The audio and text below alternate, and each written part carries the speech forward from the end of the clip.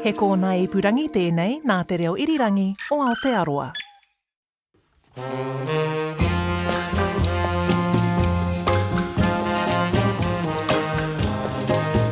Tēnei te Māori kātū, tēnei te Māori kātau, ko te Māori o nei wai e, uenukurangi e. Whānau, tau mai anō nā Māori o haumi e, hui e, taiki e.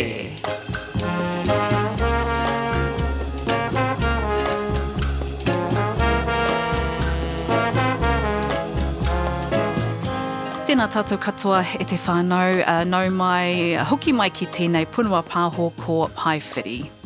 Ko Justin Murray home. Ko Nairo, iruera tēnei, tēnā koutou. Ka pai. So this episode e te whānau, we recorded this kōrero, this very, how should I describe it? It's pretty deep. It was pretty deep episode. I was going to say hōhonu, tūturu, kōrero. Tēnā pia he paku whakatūpato e te whānau because it does get quite personal and deep in the next half hour. But last year we recorded an episode about assisted dying. Right. Yeah. Yes, I remember a couple of things from that episode. Yeah. Maybe jarring's not the word, but it was definitely out of my everyday zone of what I'm used to. Not that it made me uncomfortable because I've been in and around death for some time, so I have some sort of facility around being able to manage myself through those spaces. But assisted dying, and I guess it's probably more about the way I grew up, having grown up Catholic, and these sort of kaupapa weren't necessarily spoken about in any real depth. Because there's views of the religion against it. But this wasn't a religious kōrero i te whānau. It was definitely a good kaupapa. And it definitely created some questions within myself since that time. So yeah, I really appreciated that kaupapa. Yeah, so just the setup e te whānau. Well, actually, you will hear the details recorded about over a year ago, but obviously would like to include it here in our podcast because we feel it's a kōrero that should be shared. Me whakarongo mai anei te kaupapa o Paewhiri. Tēnā tātou. Pai tū, pai hinga, nā wai rā kauti. Anei te punua pāoho o Paewhiri.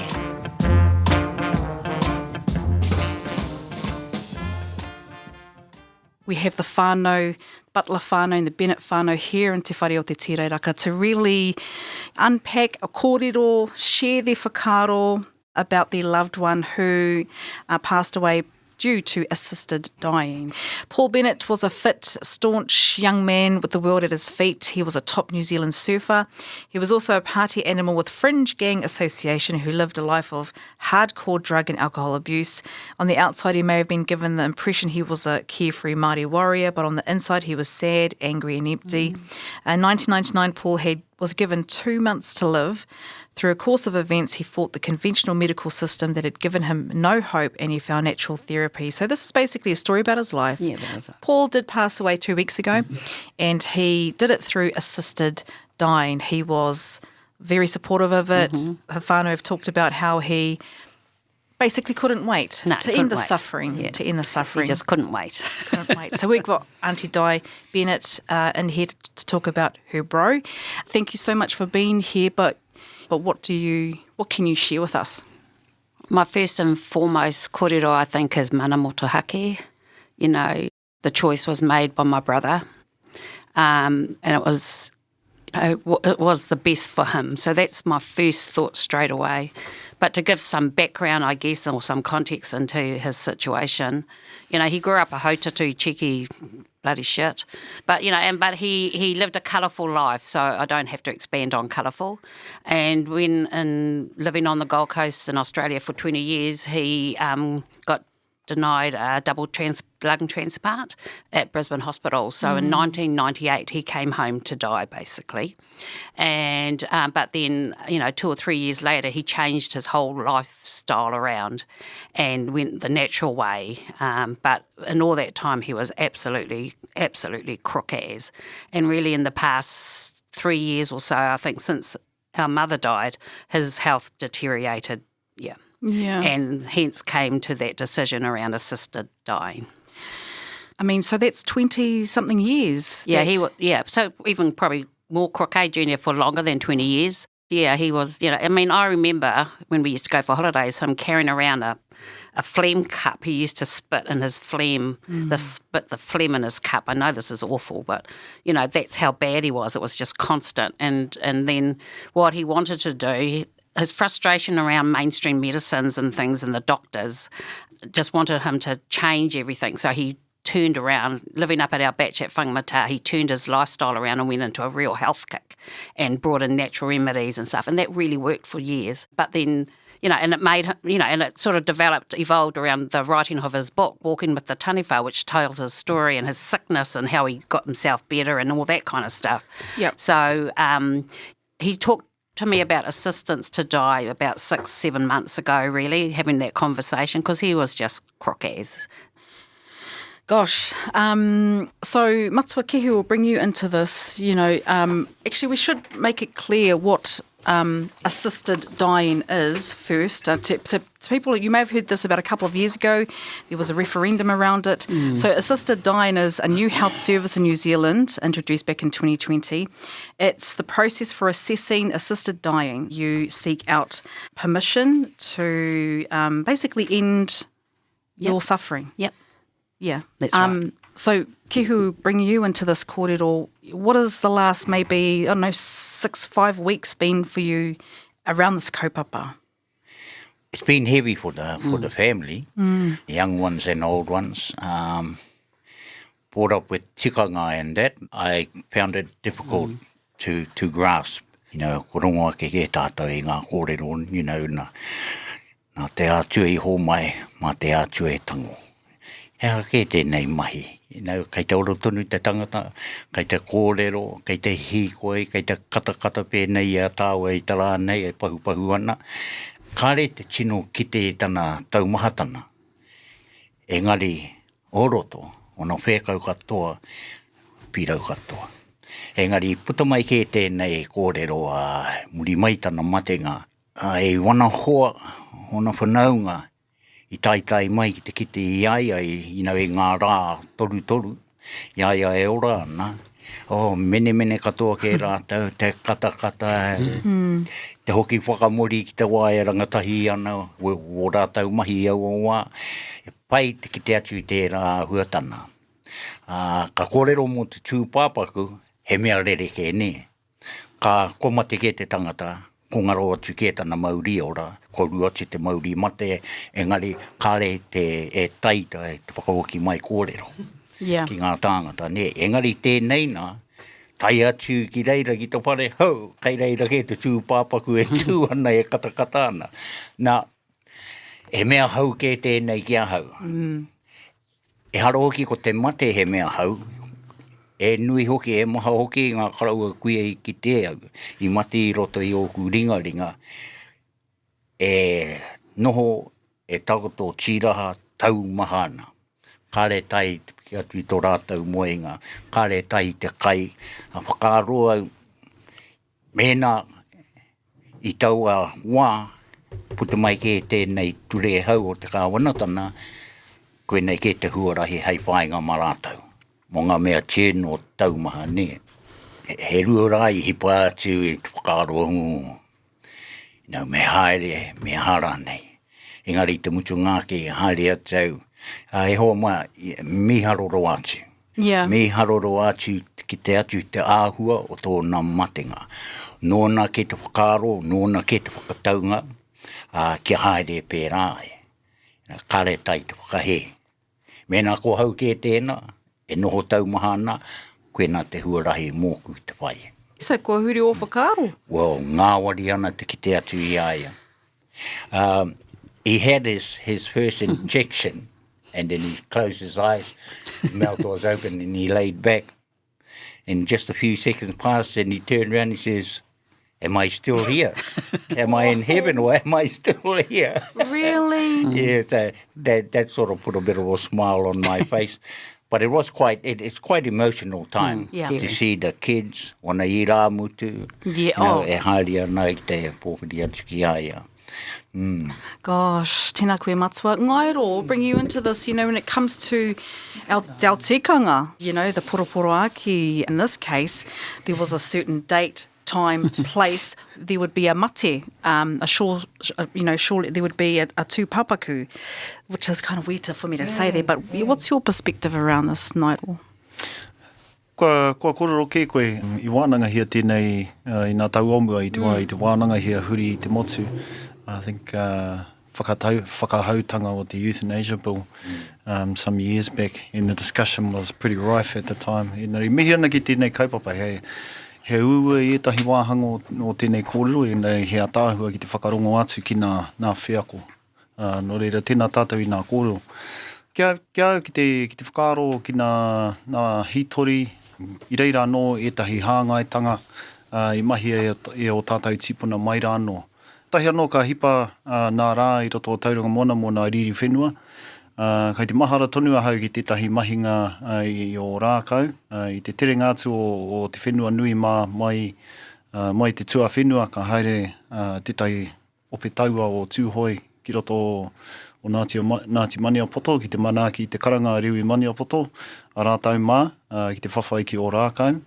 And I mui tā rātau haere, ka haere tētahi poroporo aki. And I poroporo aki tia rātau anō nei kaere hoki atu. So our tipuna were I think, versed in practices that have a lot of similarities and keen similarity are just expressed around some of our tipuna, some of our tūhoi tipuna when they made the decision to go and support the karanga from Rewe Maniapoto mā, and it's going around in the movie now, ka whawhai tonu mātou, and so there's a bit more of a theatrical portrayal there in terms of our kaupapa today. That, and in my mind, there's so many similarities that sometimes, and I remember talking about this kaupapa to Kehu a little while back, and Tino Rereke on the whakaaro, he had quite a fixed opinion about it and choice. I wasn't putting it down or anything. I could just think in my mind that this wasn't too new in Te Ao Māori.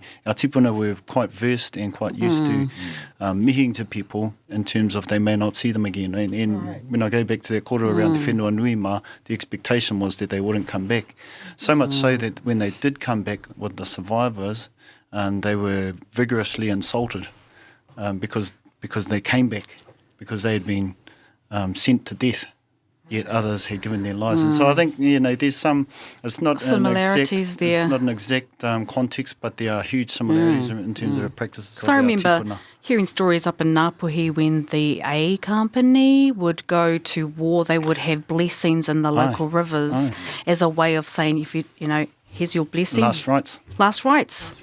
Because there was an expectation that, they may get killed. Yeah. Hearing that, what Nigel's saying, that kind of makes it even more okay. I mean, I hear Junior, and I know Junior and Khan grappled with this, definitely. And, and I guess for me, I didn't when the decision was made because I'd been having those conversations with him for months. Yeah. What I struggled with was meeting with Doctor Number 1 Monday. The date was set the following Wednesday. Holy shivers. Yep. A week and a bit. That's what I struggled with. But what a beautiful process, Tak, Junior. What a beautiful process we had for our brother. Pai tū, pai hinga, Paewhiri.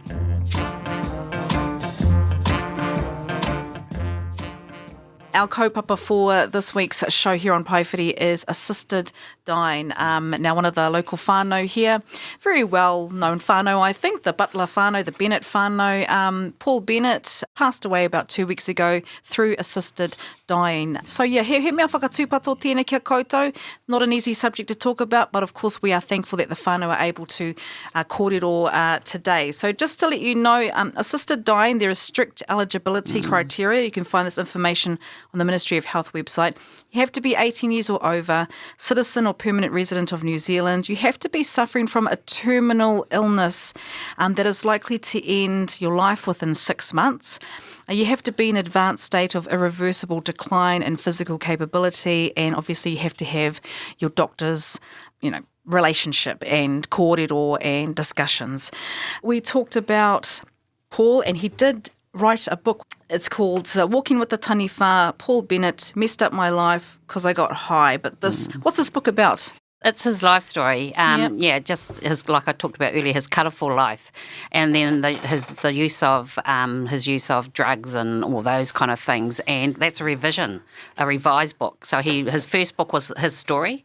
Then this book came out about 6-7 years ago, and what they've done as a mental health rehabilitation have used the context in it with the drug use as a educational a rehab tool. So they've gone more into what the drug can do and what it's done. So it's awesome, really, yeah. But what he did with that, for 10 years, he went around the country and even into Australia and did presentations at Big Hui, at conferences. They loved him because right up to his dying 5 minutes before he died, he was humorous and he was a really good public speaker. You know, he had a lot of fun with it, you know, and he was okay about talking about his life and what it did. I messed up my life because I got high, you know. So I'm really proud that he did that, but it obviously took its toll.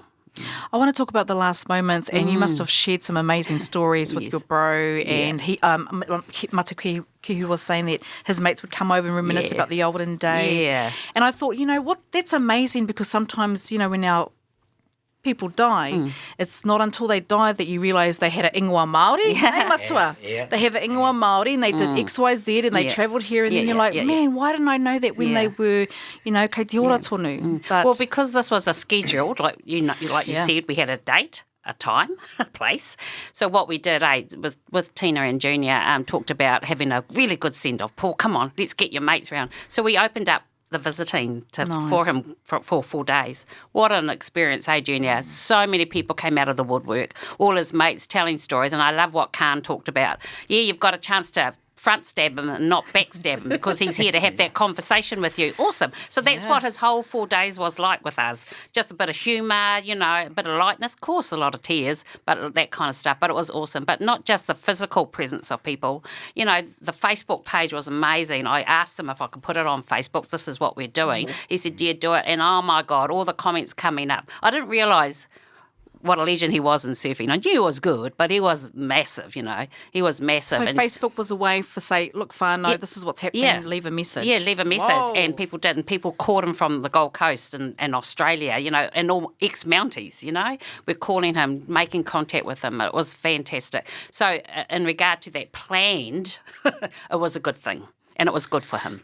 I actually thought it was going to change his mind, because you could see how happy he was, and there was interaction, and it was bringing up all the good things about his life. And I was thinking, and that I think we did ask him, my auntie died, we're like, you know, you can change your mind right up until the nurse puts that needle in. You can change your mind right up to that last minute. But I've never seen somebody so keen to go despite all the happiness in those last days. But it was good that he got to have that joy beforehand, though. I remember when I was a student, like last century. So I was training to be a kaiako, and we used to watch all sorts of different stuff. And I used to watch all sorts of different stuff just for interest's sake. And I remember watching an old presentation from an English woman who had done some research around dying and sort of ceremonies and rituals through tangata whenua, or tangata take around the world that she had met with. She talked about her Māori experience as well. And one of the things I always remember from her saying was around, I think she coined it as planned. Dying. And so this was in the 90s. So whatever the terminology was, but it's basically what we're talking about today. And she talked about, she couldn't find words around the beauty of the opportunity to be able to say goodbye for the whānau, because for a lot of us, death comes suddenly or unexpectedly, and we just, you know, we get caught out. You know, it's like my uncle who passed away on the weekend, and we let him go. And so I got news that he had passed on Wednesday, and I'd just been on the phone talking with him on Monday. No way, I didn't know that. About something totally unrelated, you know, just a life sort of kaupapa going on, and he sort of wanted to tie me into a hui going. So, of course, uncle, I'll be there. And then, you know, get the pānui, and so it dawned on me that was the last time that we had contact. So back to what I was talking about is, the researcher talked about the beauty of the opportunity to be able to say goodbye, and goodbye in your own time. In your own time. And, you know, and I don't think in those sorts of spaces you could reasonably expect to always be happy with it, with people's decisions around that, because sometimes, and we just quickly talked off mic about, you know, even though the Bros sort of view on it has sort of spun a little bit. It's still quite confronting, just the totality of someone moving on, depending on your belief or your belief systems or where you think or what happens to somewhere else. But I think all through Te Ao Māori, there's so much material, stories, narratives, history, pull lessons from and to help us sort of walk through these types of experiences.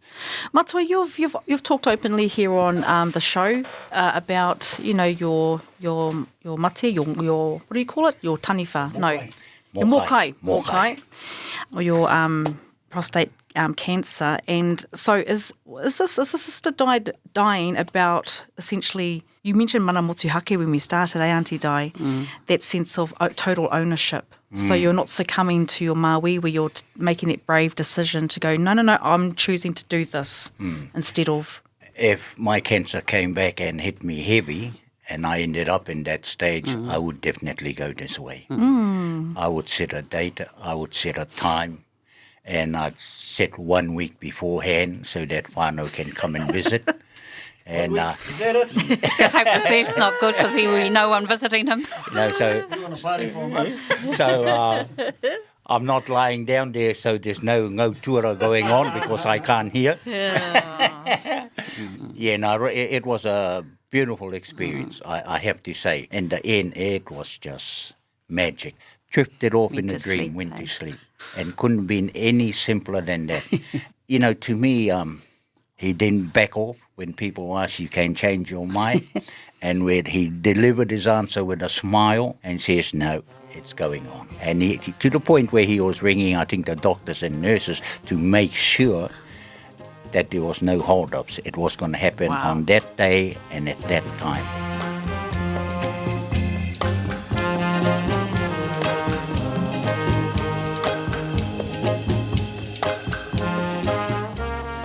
We talked about, it's got to be tough for you, but when you're looking at your little ones that are, toddlers and your mokos, how did they deal with this? Well, I don't even think the word deal is that right term because they were just part of it. Does that make sense? Yeah, absolutely. They were just part of it. They're part of the conversation, part of the actions, part of the sharing of kai, the stories, the karakia. They were just all part of it. So it was just acceptance. What's happening? This is scary. Why are all these people here? No, nothing like that. None of that. Because they're just part of it, eh? They're just involved in it all and the transparency amongst us all. And How would you share that, though? This is what's going to happen. Uncle's going to close his eyes. Yeah.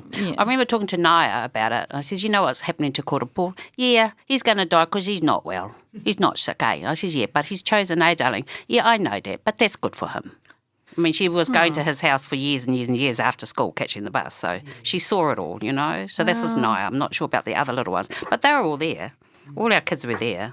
We were playing on the tramp and jumping around. And they probably... Oh, that's what one of them just said. Well, if we don't get many visitors, at least we're going to have really nice cup of teas. It was Thai. Oh, that's funny. Takiri, you mentioned that the process was quite long for the whānau. 2 weeks. 2 weeks led to, you've got the whānau at the whare, then you've got the kaupapa at the marae, and so it must have been a bit of a tough time. Yeah, I mean, not for me, for Auntie Di, but because obviously we have a whānau chat and Auntie Di puts in all, what's happening every day, and I'm just thinking to myself, man, like right from day one, it's like, this is going to be a long, really long process especially for the ones, every whānau has them, the Pau and the whānau that does all the organising, does all the setting of plans and all the talking, all the communicating, and that was Auntie Di, so I knew it was going to be really, really draining on her, and obviously we just come in to support, but, if you think about it, it's like a solid 2 weeks off work, not your normal, 3-4 days, you're looking at minimum 2 weeks off work, and then Auntie Di had to take a week off to recover. And like we've been talking about, it has been a beautiful process, but it is draining because you almost have two poroporoaki when he's alive and then, when he goes. So it's like having double. But it is a wonderful process and all of that. Wouldn't do it differently. You wouldn't do it differently, but just so, if people are thinking about it, if you are going to do it that way, just be prepared to have a good solid 2 weeks. block. Blocked out of your... There's during the process, tangihanga. I mean, for Auntie Di, it would have been the process of dealing with the doctors Yeah, beforehand. so it was and a all of that. week before everything, really. So you were like his guardian? Yeah, and I've been talking and supporting him for years before that. But, you know, something too was matariki. You know, what a beautiful time to do this, eh? The comments and feedback around the matariki time frame, I guess, was just beautiful, absolutely. And then we had a service, because we're Catholic. We don't want too much religion. Okay, then, but you've got to have prayers of the faithful. Oh, what is those? This, and this. And you've got to have a theme. All right, matariki and surf. Yep. Because that's, it was just beautiful. Tēnā koe, Di. Nairo, when it comes to, I want to explore this a bit more on as part of our tikanga. When it comes to assisted dying and receiving tūpapaku, I mean, I'm totally playing out a role play scenario here. What do you, as a kai kōrero, what would you expect to kind of talk about in that space of marae receiving tūpapaku from assisted dying? Anything different, or just hiorite, just the same as if it was another tūpapaku, for example? I definitely found from my angle on helping the whānau through the tangihana that I talked about a little bit earlier, definitely, or at a minimum, be of service to the whānau. So that meant shelving any of my own opinions and you just go in and you sort of maintain a functional role. You know, you welcome the manuhiri on behalf of the whānau to come and grieve. And the circumstances around the death, I found weren't necessarily a part of the tangihana at the marae. It was more about the life of the person and their contribution while they were living, as opposed to the path they chose towards the end. In this situation, it can, as I mentioned, can be confronting for some that might be a bit short on experience in that space. And, you know, it's not excusable or anything, but it's understandable because, of course, this is not the norm for a lot of our whānau out there. Just going along with Ngairo there, you know, you're doing a service, a duty to your whānau, for your whānau. You know, te hiki whai kōrero mo te tangata kei te ora tonu. Me pēhea te whakatakoto i tō kōrero. Nā te mea, you know, i ala hoki te tūpapaku. You know, i tō ora tonu kē ia. Nā, pēhea te whakatakoto i ngā kōrero. Pēhea te mamai, te kare oro tō te whānau. You know, me whakaro kia rātau hoki, you know, so kia hau nei nā, you know, ka whiri hia i ngā kupu tika, kia kore taumaha ke te mamai ki te whānau, me te tangata e noa nei tō taha.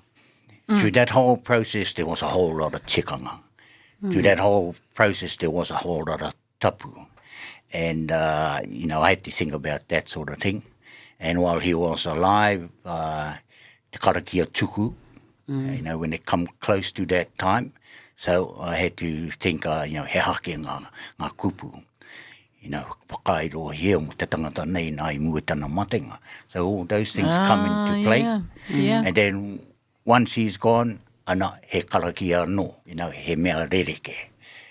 Ki te tūpapaku, ki te tangata, ko ngaro atu ke tāna tana mauri ora ne.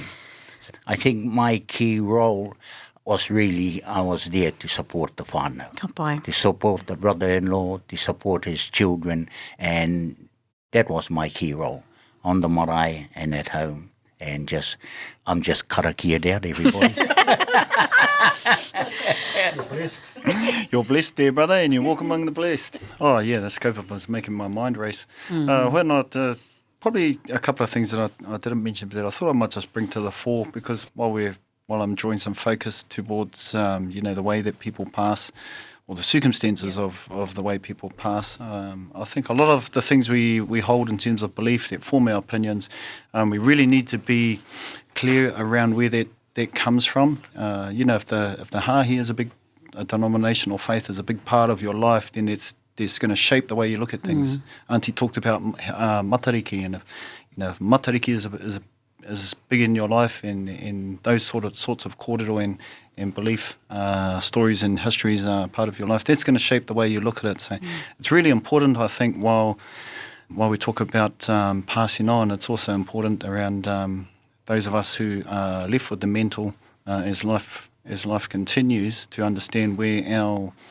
where our thoughts are based in the way those are shaped, because I think that's important in terms of helping us move through things like processes of grief. Once again, our tipuna have been through these sorts of things since time immemorial. Basically every society has.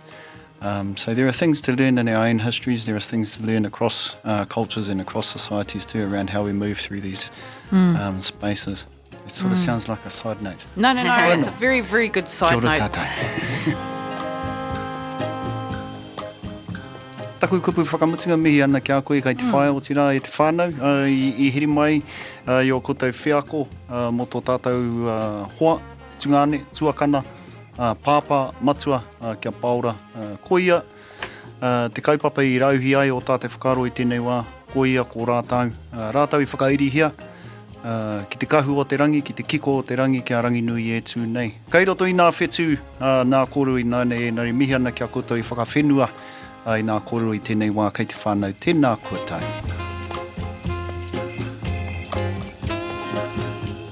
Kia ora tātou I te whānau, nau mai hoki mai ki tēnei punua pāho o Paewhiri. Just a reminder that was recorded in July of 2024 about a sister, Dianne, and hopefully in that kōrero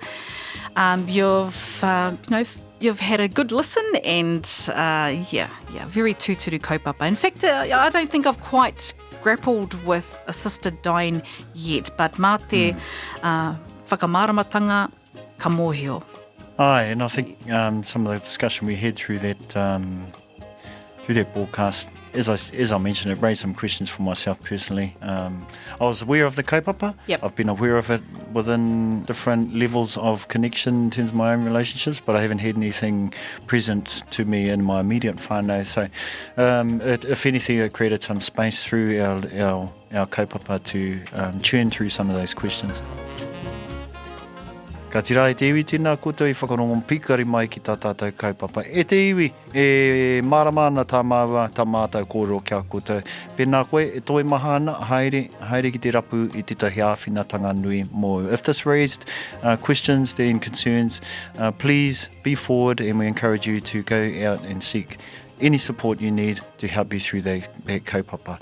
Ka tira e te iwi, whakairihia te tapu a tātou kōrero ki te pātu o te whare e tū nei, kia tūturu e rongo whakamaua, kia tīnā, hui e, tā ki e. Pai tū, pai hinga, pai whiri.